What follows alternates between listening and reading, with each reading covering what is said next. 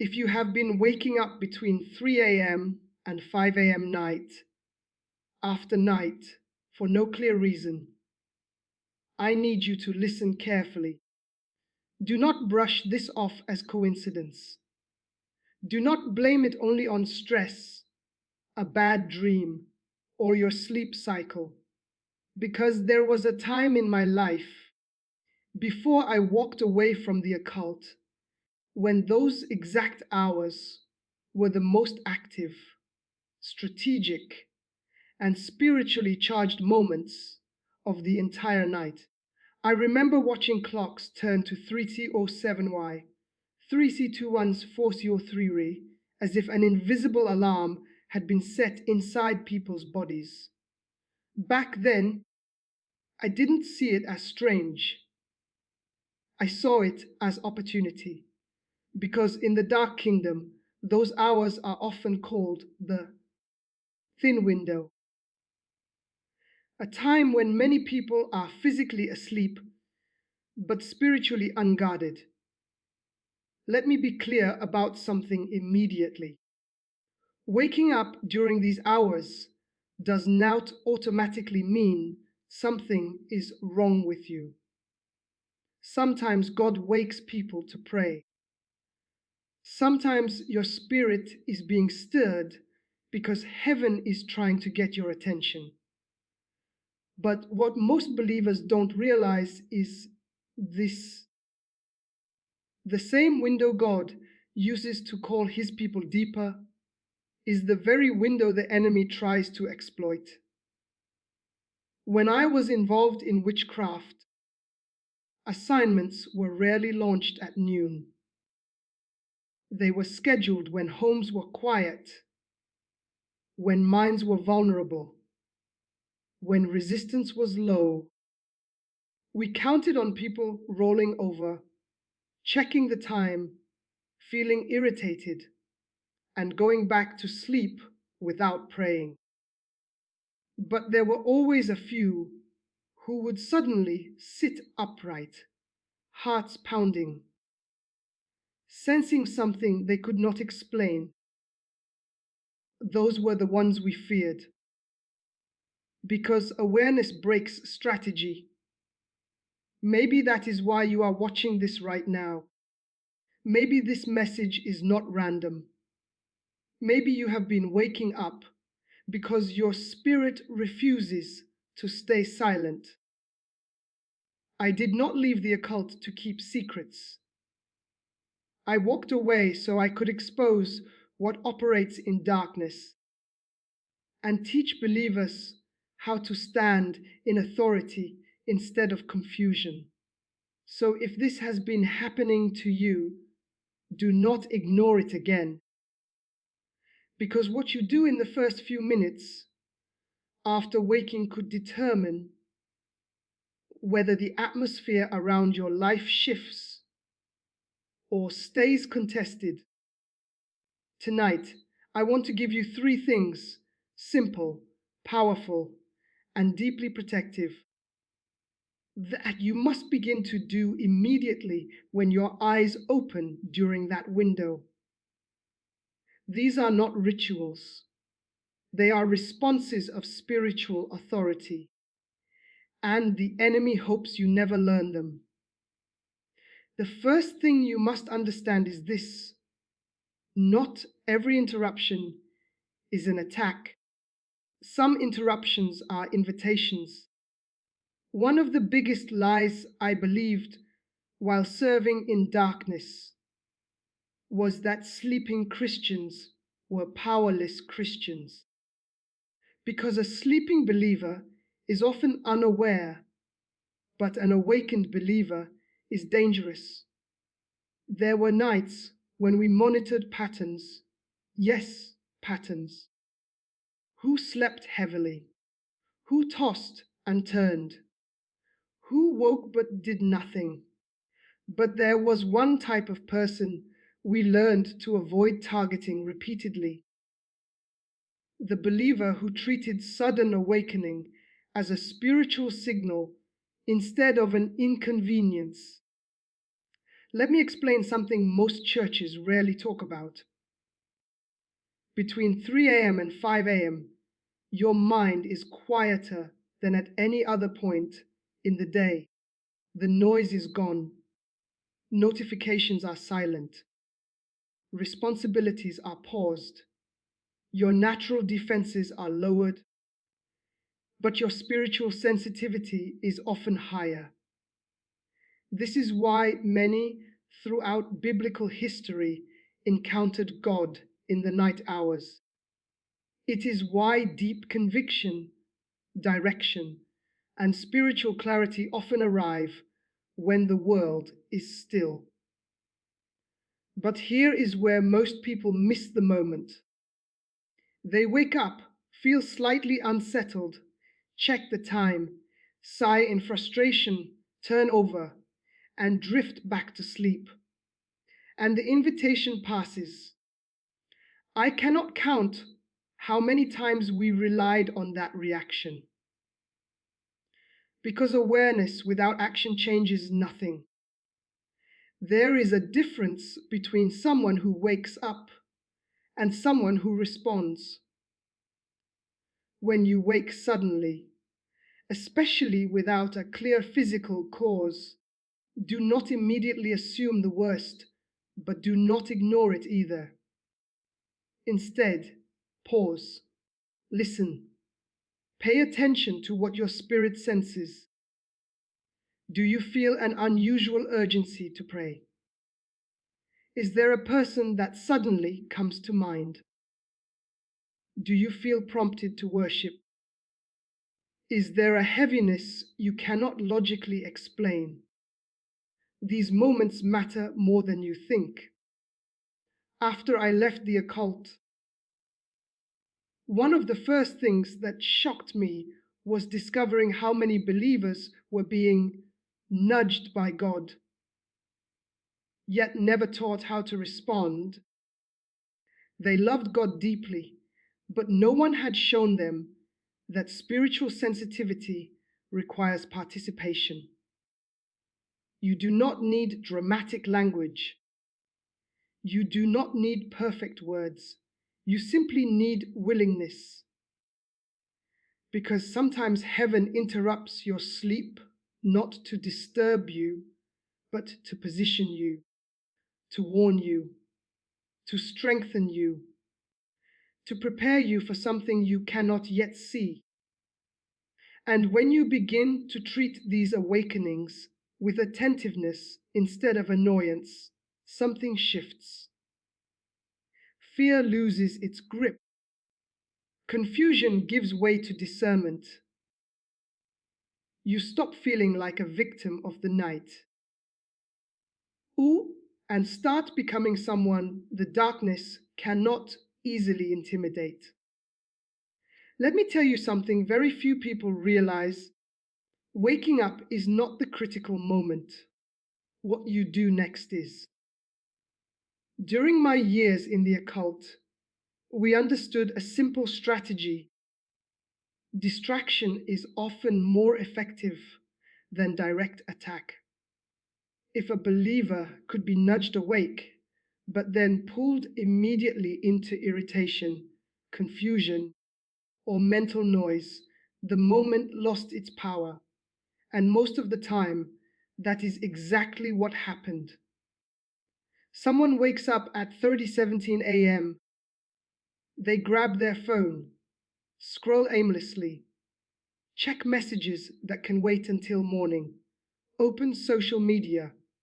Within minutes, their mind is crowded again, and the quiet window that could have carried spiritual clarity is gone. The opportunity dissolves. You must understand this stillness is uncomfortable for many people. Silence forces awareness, and awareness often leads to conviction, direction, or necessary change, things the human heart sometimes resists. So the easiest way to neutralize a spiritually sensitive moment is to fill it with noise. But the believers who grow The ones who become spiritually steady learn a different reflex. Instead of reaching outward, they turn inward. Instead of reacting, they become attentive. If you wake during those early hours, resist the urge to flood your mind immediately. Stay still for a moment. Take one slow breath. Let your thoughts settle rather than sprint. Then ask a simple question. God, is there something you want me to notice? Not every awakening carries a dramatic message. Sometimes it is simply an invitation into deeper trust.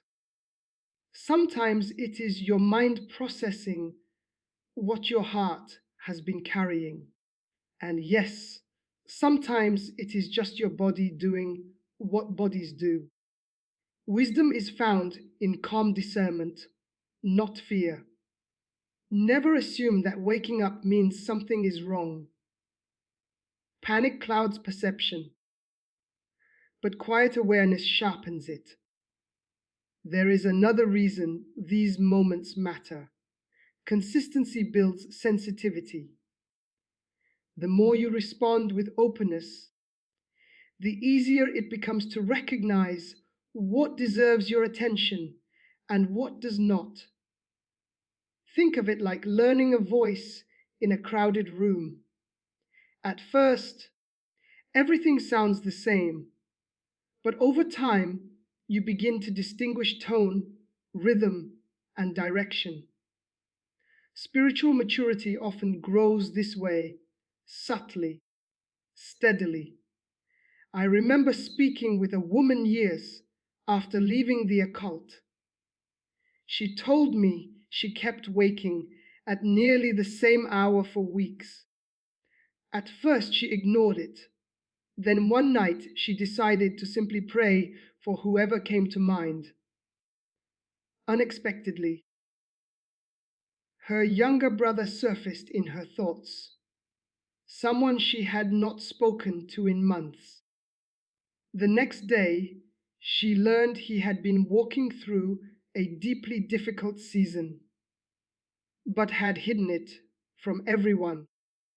She did not wake because she was being targeted. She woke because love was calling her attention. You see, not every interruption is about defense. Some are about compassion. Some are about alignment. Some are about preparation. The tragedy is not that people wake up.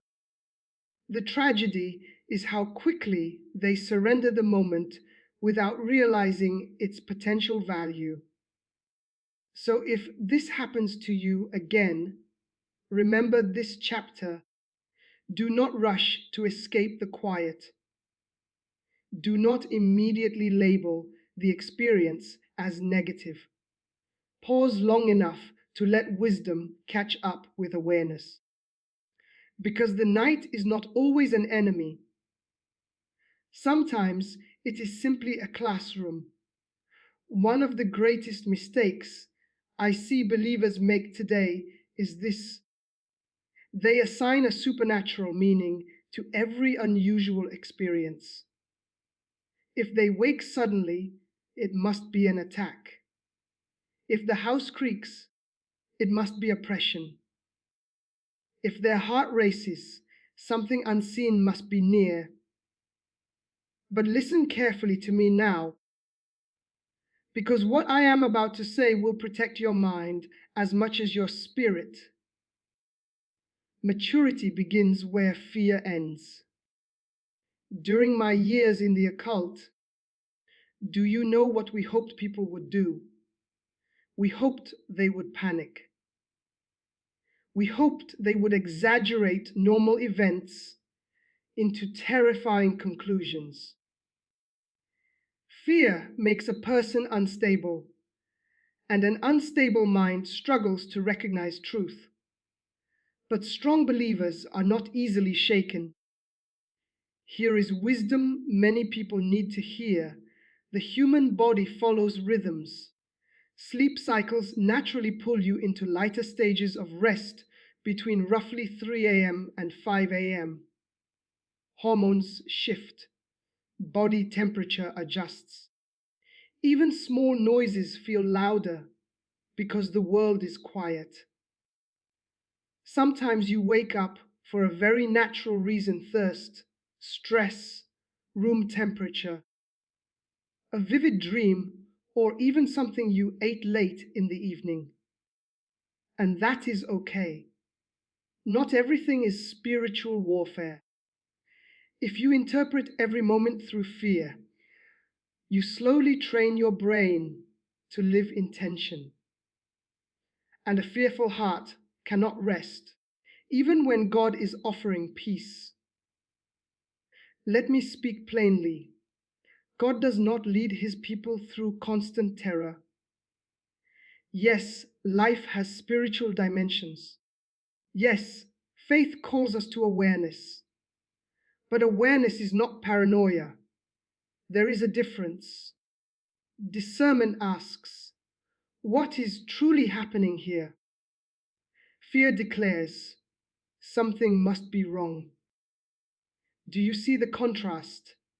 When you wake up, check your inner atmosphere.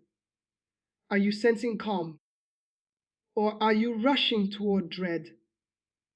Peace is often a better compass than panic. I once met a man who became convinced that every night disturbance meant something dark was pursuing him. He stopped sleeping well. His health declined. His thoughts became heavy. But nothing was actually chasing him. His fear was. After gentle counsel, he changed one simple habit. Instead of reacting with alarm, he responded with grounding, a slow breath, a short prayer, a reminder that he was safe. Within weeks, his rest returned. Sometimes the breakthrough is not dramatic. Sometimes it is simply choosing steadiness. Let me give you a phrase I want you to remember. I will pay attention, but I will not assume the worst. This posture keeps your heart open without letting your imagination run wild. Also understand this: darkness thrives on extremes, either total ignorance or overwhelming fear. But wisdom walks the middle path, alert, calm, anchored. If you belong to God, you are not fragile, you are not defenseless, you are not abandoned in the night. So the next time your eyes open unexpectedly, do not immediately search the shadows. Instead, anchor yourself in truth. Feel the bed beneath you. Notice your breathing. Let your shoulders relax. Then remind your heart, I am held. I am safe. I do not need to be afraid. Because when fear loses its grip, clarity finally has room to speak. There is a type of quiet that most people try to escape. The moment they wake unexpectedly, they grab their phone, check the time, scroll through notifications, or distract their minds with noise. They rush back toward unconsciousness because the stillness feels unfamiliar, almost uncomfortable. But what if that silence is not empty? What if it is an invitation? Let me explain something I did not understand until after I left the occult. Darkness is loud, chaotic, and demanding. It pushes, pressures, and agitates the mind. But God often speaks differently, gently, patiently, without force. Many believers miss sacred moments because they assume that anything significant must feel dramatic. Not always. Sometimes the most important encounters happen in the calm you almost ignored. There were nights, even after my transformation, when I would wake and sense nothing unusual, no fear, no heaviness, no urgency, just a deep, settled quiet. At first, I dismissed it and tried to sleep again. But one night, instead of turning away, I stayed awake for a moment and simply listened. No audible voice filled the room. No sudden vision appeared. Yet inside, there was clarity, the kind that feels steady rather than overwhelming. A direction I had been uncertain about suddenly made sense. That is when I learned something powerful. Not every awakening is a warning. Some are invitations to awareness. You do not have to manufacture a spiritual experience. You do not have to chase something mysterious. But if you wake and feel an unusual peace, not anxiety, not confusion, allow yourself a minute to be present. Ask quietly, is there something I need to notice? Sometimes nothing follows, and you return to rest. That is perfectly fine. But sometimes you may remember someone who needs encouragement, a decision that deserves patience, a worry you have been carrying too tightly. Stillness has a way of revealing what daytime noise hides. Here is the balance I want you to hold on to. Do not force meaning onto every moment. Yet do not ignore the possibility that awareness can grow in quiet spaces. Healthy spirituality is neither obsessed nor asleep. It is attentive. Let me share a gentle practice that has helped many people remain grounded. When you wake unexpectedly, take one slow breath. Not a dramatic ritual, just a breath. Let it remind your body that you are safe. If your mind is racing, do not wrestle with every thought. Imagine them like passing clouds. You do not need to chase them across the sky. Calm minds perceive more clearly. Another important truth: you are allowed to rest. Some people secretly believe they must turn every interruption into a spiritual task, as if constant vigilance proves their devotion. But exhaustion is not holiness. Peaceful sleep is a gift, not a failure. If nothing is pressing on your heart, close your eyes again without guilt.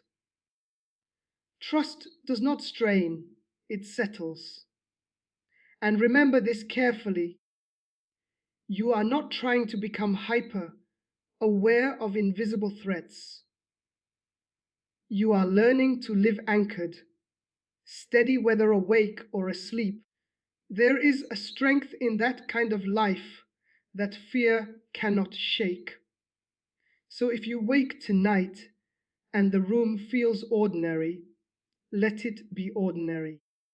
If it feels peaceful, receive the peace. If a gentle thought surfaces, acknowledge it without overanalyzing. Often, growth does not arrive with thunder. It arrives quietly while the world is still.